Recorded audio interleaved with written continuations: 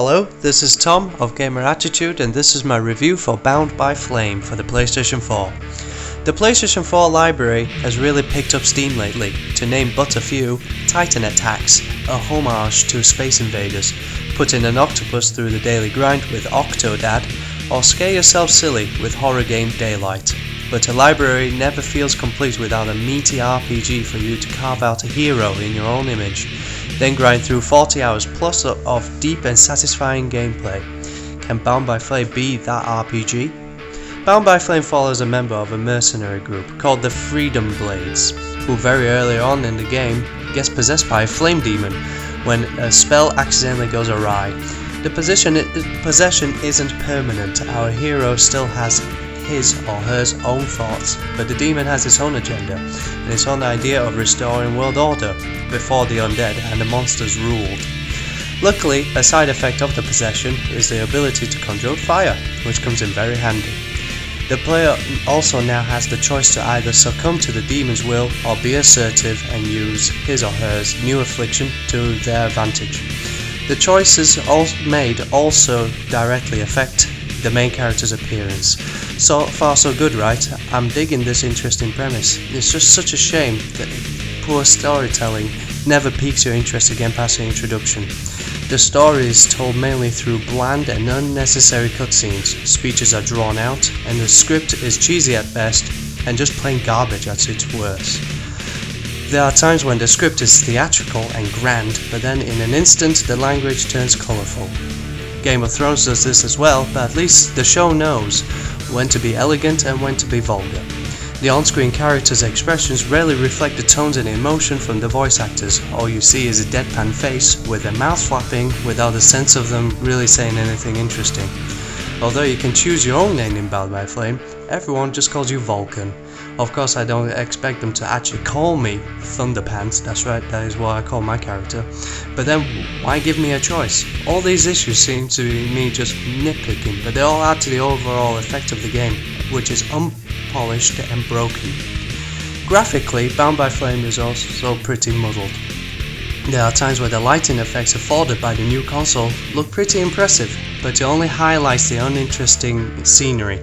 Panning the camera around to absorb the environment is slow and juddery. The backgrounds are bland, but the objects that rest on them, like vegetation or water, seem to stand out a mile and lack any kind of detailing.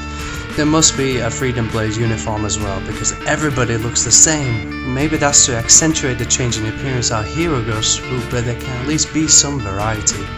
It's not all bad though, because it would seem the developer spent most of its time on the monsters, which look, I can only describe as sick. No, really, they look great. From your generic cannon fodder, comprising mostly of half-decomposed zombies, to fat-bellied brick outhouses. A lot of time and effort has gone into creating these beings. These really big beasts, ones as big as houses, are an absolute marvel to watch. The imagination and the skill of them must be applauded. It's just such a shame striking them lacks any kind of oomph. Bound by Flame is action heavy with a variety of choices how to enter battle. The warrior stance sees our hero wielding a broadsword for powerful attacks, and a hanger-sized crossbow for range attacks. Switch to ranger stance will see him or her use daggers for swift and stealthy attacks. Switching between these two modes can be done on the fly and feels quick and effortless. I found myself constantly switching depending on the enemy type, and this is actually quite a fun mechanic at first. Once again, Bound by Flame undoes any decent groundwork because of how erratic combat becomes.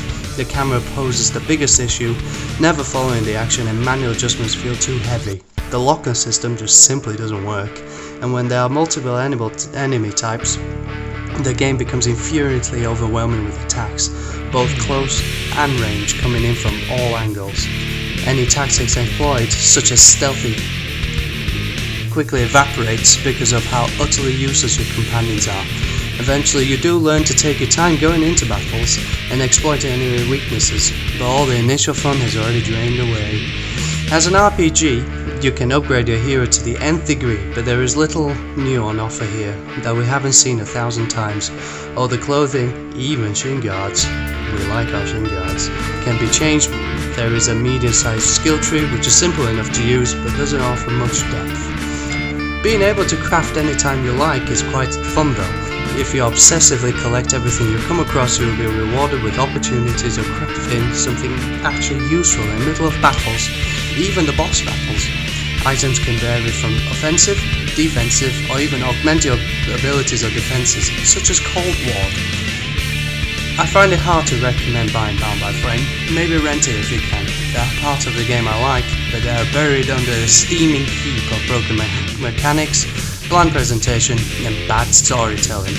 Looks like the PS4 has to wait a bit longer to satisfy the RPG fans. I give it 4 out of 10.